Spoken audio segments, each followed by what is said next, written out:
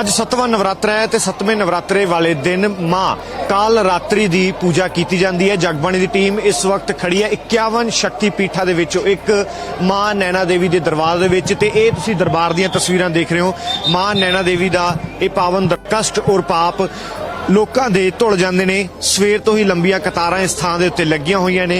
नवरात्रियां दा दिन होण करके संगतां दा एक तरीके दा हड़ आया है। तुसीं देख सकदे हो कितनी वड्डी संख्या दे विच इस थां दे उत्ते इस पावन धाम दे उत्ते लोक श्रद्धालु पहुंचे हुए ने। सवेर तो ही कई लोग तो बीती रात तो ही लाइनां दे विच लग गए सी ताकि सवेरे तड़कसार वो मां दे दरबार दे विच हाज़री लगवा सकन। ते इह ने उसे मां दे दरबार दीयां तस्वीरां 51 शक्तिपीठां दे विचों एक है मां नैना देवी दा दरबार। ते ओही दरबार दे विचों असीं तुहानूं लाइव दर्शन करा रहे हैं कि किस तरीके दे नाल लोक श्रद्धालु इस थां दे उत्ते इस सिद्ध शक्तिपीठ दे उत्ते नतमस्तक होए ने। फुल्लां दे नाल बड़ा सोहणे सुचज्जे ढंग दे नाल मां नैना देवी दा दरबार सजाया होया।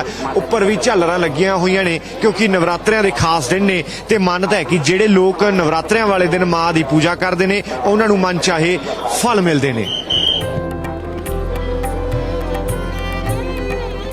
तो मां काल रात्रि की इस 7वें नवरात्रे वाले दिन पूजा की जाती है। तो असी इस वक्त मां नैना देवी के दरबार दे विच मौजूद हैं। इस थां दे उत्ते मां जो भगवान शिव की पत्नी सन उन्हां दे इस थां दे उत्ते नैन डिगे सी। इस करके इस धाम का नाम माता नैना देवी का द्वार कहा जाता है। ये आदि काल तो इस थां दे उत्ते पूजा अर्चना हो रही है। तो तुसीं देख सकते हो कितनी भीड़ है श्रद्धालुओं की।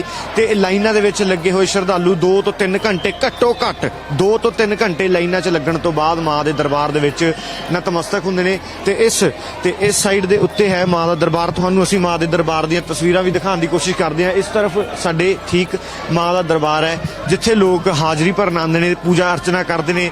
ते जो भी उन्हां दीयां मनोकामनावां हुंदियां ने मां दे अगे रखदे ने अपने मन दे विच विचार करते हैं क्योंकि कहते ने मां सब दीयां मनोकामना पूरीआं करदी है ते मन दीयां गल्लां जाणदी है।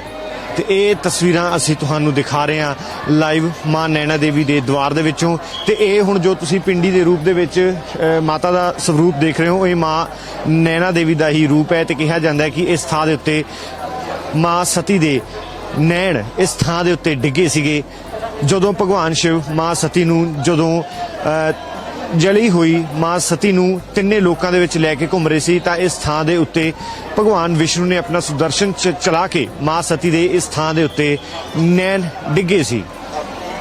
तो उस समय तो ही लगातार इस थां दे उत्ते नैना देवी का मंदिर विराजमान है। ते मां इस थां दे उत्ते पिंडियां दे रूप दे विच विराजमान है। ते उही तुसीं भव्य मंदिर दीयां इस वक्त तस्वीरां देख रहे हो। तो इस तो इलावा असीं हुण तुहानूं दीवार दिखाउण दी भी कोशिश करते हैं जिथे जय माता दी लिखा होया है। उस दीवार दीयां तुसीं तस्वीरां देख रहे हो। ये उही दीवार है जिथों जिउना मोड़ ने एक समय दे विच इस थां पुलिस तो बचदे होए क्योंकि मां दा बहुत वड्डा भगत सी इस थां दे उत्तों छाल लगा दित्ती सी। छाल लगाउण नाल तां छलांग लगाउण नाल तां उसदा बाल भी बाका नहीं होया। पर जिस तरीके दे नाल मां ने कहा सी कि वापस मुड़ के ना देखी भगता पर जिवें ही उसने वापस मुड़ के देखिया तां उसनूं पुलिस दी गोली वज गई सी। ये उही दीवार है जिसनूं अज सजा के रखिया होया एक पुरातन याद नूं बना के रखा हुआ है। तो लोग बड़ी दूर दूर तो इत्थे दर्शन करन आ रहे हैं।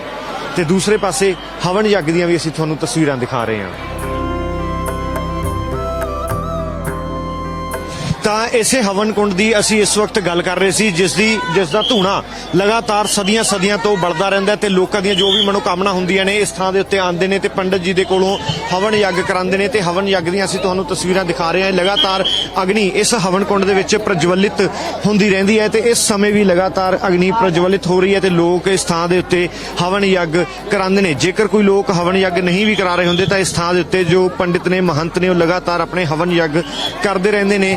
ਤੇ ਲਗਾਤਾਰ ਕੋਸ਼ਿਸ਼ ਕੀਤੀ ਜਾਂਦੀ ਹੈ ਉਹਨਾਂ ਬ੍ਰਾਹਮਣਾਂ ਦੇ ਵੱਲੋਂ ਵੀ ਕਿ ਮੋਕਸ਼ ਦੀ ਪ੍ਰਾਪਤੀ ਹੋਵੇ। ਮੋਕਸ਼ ਦੀ ਪ੍ਰਾਪਤੀ ਦਾ ਦਵਾਰ ਕਹਿੰਦੇ ਨੇ ਇਸ ਮਾਂ ਦੇ ਦਰਬਾਰ ਦੇ ਵਿੱਚੋਂ ਰਸਤਾ ਜਾਂਦਾ ਮੋਕਸ਼ ਦੇ ਦਵਾਰ ਨੂੰ। ਤੇ ਹੁਣ ਅਸੀਂ ਤੁਹਾਨੂੰ ਉਹ ਦਰਵਾਜ਼ਾ ਦਿਖਾ ਰਹੇ ਹਾਂ ਜਿਸ ਦਰਵਾਜ਼ੇ ਦੇ ਥਰੂ ਜਿਉਣਾ ਮੋੜ ਨੇ ਛਾਲ ਮਾਰੀ ਸੀ ਕਿਉਂਕਿ ਜਿਉਣਾ ਮੋੜ ਮਾਂ ਦਾ परम भगत सीगा ਤੇ ਜਦੋਂ ਮੁਸ਼ਕਿਲ ਦੇ ਵਿੱਚ ਸੀ, ਪੁਲਿਸ ਉਹਦੇ ਪਿੱਛੇ ਪਈ ਹੋਈ ਸੀ ਤਾਂ ਮਾਂ ਨੇ ਕਿਹਾ ਸੀ ਕਿ ਤੂੰ ਇਸ ਦਰਵਾਜ਼ੇ ਰਾਹੀਂ ਇਸ ਏਰੀਏ ਚੋਂ ਨਿਕਲ ਜਾ। ਤਾਂ ਇਹ ਤਾਂ ਨਹੀਂ ਹੋ ਸਕਦਾ ਕਿ ਉਸਨੇ ਐਡੀ ਦੂਰ ਛਲਾਂਗ ਲਾਈ ਹੋਵੇ, ਲੇਕਿਨ ਜਿਸ ਤਰੀਕੇ ਨਾਲ ਪਹਾੜ ਦੀ ਰੁੜਾਨ ਆ ਤਾਂ ਉਸਨੇ ਇਸ ਥਾਂ ਦੇ ਉੱਤੇ ਛਲਾਂਗ ਲਗਾਈ ਸੀ।